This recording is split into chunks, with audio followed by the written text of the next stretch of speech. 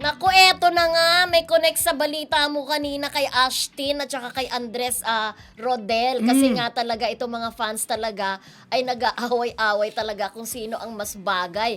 Ang Ash dress ba o ang Kai dress ni na Kai Montinola at Andres Mulak na talagang siniship ng mga fanay mula nung makita na naman nila sa Manila Hotel. Kaya diba? nga. Dun sa PAFTA Awards. Kaya ang tanong tuloy ng classroom, sino nga ba ang mas bagay na love team?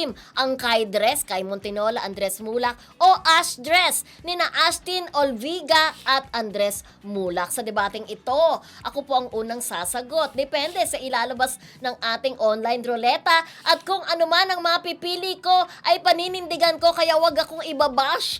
'Di ba? Dahil debate ito kaya kailangan idepensa namin ang aming sagot. Kaya roll na, 'di ba? Spin the wheel rather.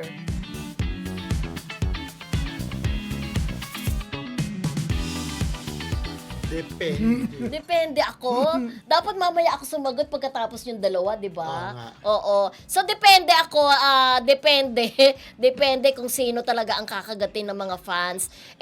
Etong ang Ash dress, ano na yan, tested na yan eh. Kumita na yung kanilang pelikula, yung kanilang series kumita na. So parang feeling ko may market na yan. Yung Kai dress naman, depende pagka binigyan sila ng magandang material, ay doon natin malalaman kung malakas din sila. Okay, ikaw naman. Yes, dahil ako na ang susunod na sasagot. Abangan natin kung anong kailangan kong i-depend. So, go na, ruleta ng kapalaran talmo. Ganun ang sinasabi. Yes! Para sa akin, mas bagay pa rin ang Ash dress.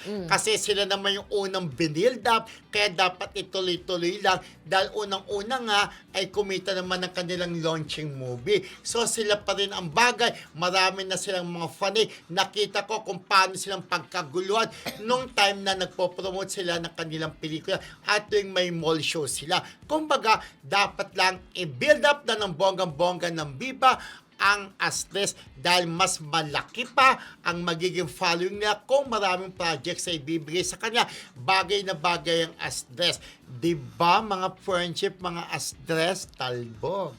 Talbo, dahil wala na akong choice. Kailangan kong sagutin yung natirang yan. At ang natira ay, anong tawag sa Kai kanila? dress. Kai dress. Oo. Kai dress. Oo. Nakikitaan kasi ng parang sabi, itong dalawang to, pag pinagsama ito, may chemistry, di ba? Nakita mo sa Manila Hotel, di ba? Bagay daw sila, ganyan, di ba?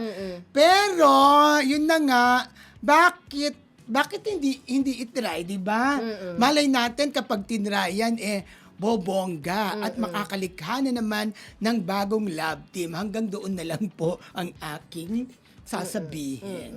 Kasi yung face card na tinatawag nila, bagay na bagay daw silang dalawa. Yung pangaraw daw walang project, Kaya nga. may dating na, di ba? May impact na. Yung pa kaya daw bigyan ng project. So, dalawa silang Astres. Hindi, sinasabi Hindi. ko. Dress. Pero si Ashtin kasi, advantage na rin talaga, sabi mo nga, nakagawa na sila ng pelikulang kumita eh. Yup. Na, ibig sabihin, kinagat na ng mga tao, may fan base. Kumbaga may pruweba na May pruweba ang na. kanilang love team, di ba? Correct. Wala na Oo. tayo sa